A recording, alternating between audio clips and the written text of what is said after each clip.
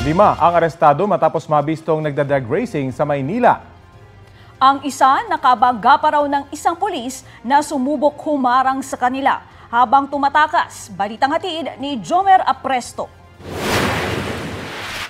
Animoy normal lang na daloy ng mga sasakyan ang nakuhanan sa bahaging ito ng Ross Boulevard sa Maynila noong Martes ng madaling araw. Pero pansinin ang ilang motorsiklong mabibilis ang takbo. Illegal drag racing umano ito base sa sumbong ng concerned citizen sa pulisya. Nang puntahan sila ng mga otoridad, agad umanong nagpulasa ng mga kasali at nakinood sa karera. Sinubukan silang pigilan ng isang patrolman ng Manila Police District. Pero binunggu umano siya ng isa sa mga tumatakas na sangkot sa illegal drag racing. Nabali ang kanang binti at nagkasugat pa sa ulo ang pulis. Kasi during that time, marami pa pong mga tao po nun. Marami rin pong naglalakad. Bigla po siyang binangga ng suspect, inarangkadahan po ng silinyador at doon po natamaan yung ating pulis. Nahuli ang suspect na nakabundol sa biktima, pati ang 4 na iba pa na sinasabing mga tumataya o pumupusta sa karera. Nakuha sa kanila ang ilang mga modified na motorsiklo. Sa investigasyon ng otoridad, nagsisilbing racetrack nila ang bahagi ng Ross Boulevard Pedro Hill hanggang sa Remedios Street. Usually sir, ang nagiging taya po nila according sa suspect is 50 to 100,000. Dito sa bahaging ito ng Ross Boulevard, sinasabing nagsisimula ang illegal na drag racing ng mga motorista tuwing araw ng Biyernes, Sabado, Linggo at Lunes. Sabi ng mga otoridad, lubhang delikado ang ganitong eksena, lalo na dito dahil iba't ibang uri ng sasakyan ng mga dumadaan dito, kabilang na ang mga truck. Hawak na ng Ermita Police Station ang mga suspect na maharap sa reklamong alarm and scandal at disobedience to a person of authority. Sasampahan din ang reklamong frustrated murder ang motoristang nakabundol sa biktimang pulis. Patuloy na nagpapagaling sa ospital ang sugatang pulis. Jomer Apresto nagbabalita para sa GMA Integrated News. Sa mga mamimili riyan, ihanda ng extra budget dahil ang alternatibo sa karne na isda, tumaas na rin ang presyo. Gaya na lang sa Marikina Public Market. Ang dating 260 pesos kada kilo na galunggong, 100 piso ang itinaas. Abot naman sa 20 hanggang 200 pesos ang taas presyo sa iba pang isda gaya ng bangus, tilapia, sapsap, talakitok, pampano at lapu-lapu. Ayon sa ilang nagtitinda roon, mataas ang presyo dahil pahirapan ang pagdating ng supply ng isda. Batay sa latest monitoring ng Department of Agriculture, nasa 130 hanggang 250 pesos ang kada kilo ng bangus sa Metro Manila. Ang tilapia nasa 120 hanggang 180 pesos per kilo. Mabibili naman ng 260 hanggang 400 pesos kada kilo ang lokal na galunggong habang 260 hanggang 300 pesos ang imported na galunggong.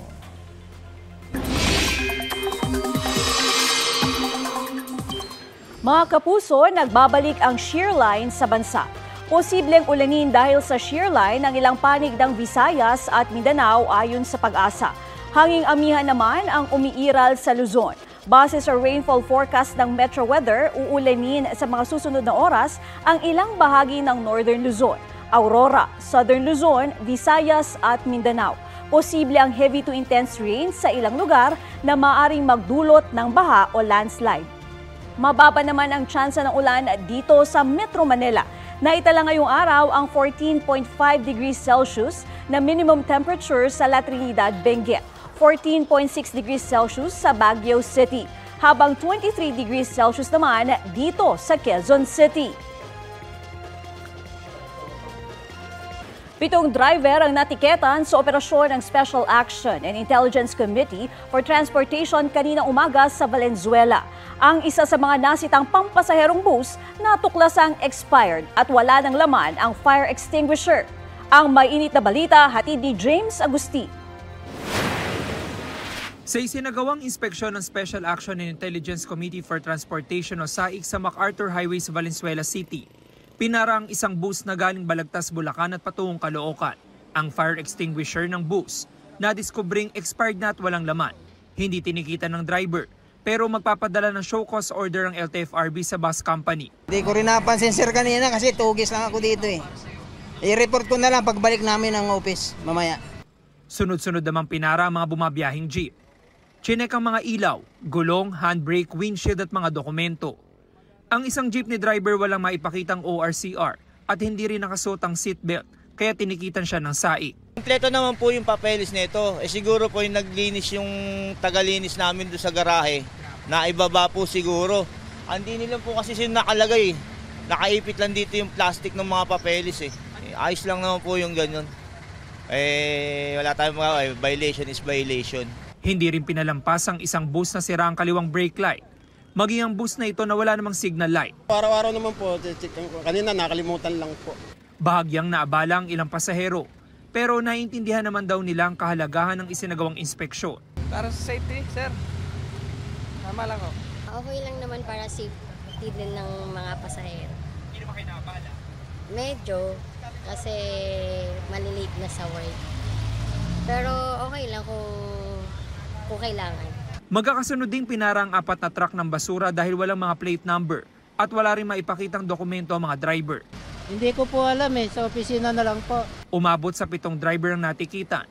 Ayon sa SAIG, importante na masiguro na nasa maayos na kondisyon, lalo na mga bumabiyahing pampublikong sasakyan. Ito po ay nagsasakay ng ating mga kababayan, naghahatid sa kung saan po sila papunta.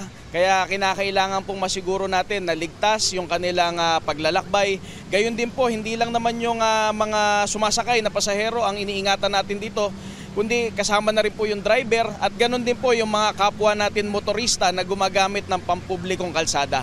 Humihingi naman ng pangunawa ang SAIG sa mga pasahero na bahagyang naabala. James Agustin, nagbabalita para sa GMA Integrated News. Pagagandahin pa ang EDSA Busway. Yan ang tiniyak ni bagong Transportation Secretary Vince Dizon kasunod ng kanyang pagkakatalaga sa ahensya. Ayon kay Dizon, pinaplano ngayon ng DOTR na magpatayo ng mga concourse o hiwalay na tulay sa bawat EDSA Busway Station. Yan ay para maiwasang maghalo ang mga pasahero ng bus carousel at MRT. Target na mapatayo ang lahat ng concourse sa susunod na taon. Titinan din ng DOTR kung pwedeng i-extend ang oras ng operasyon ng MRT at ng LRT.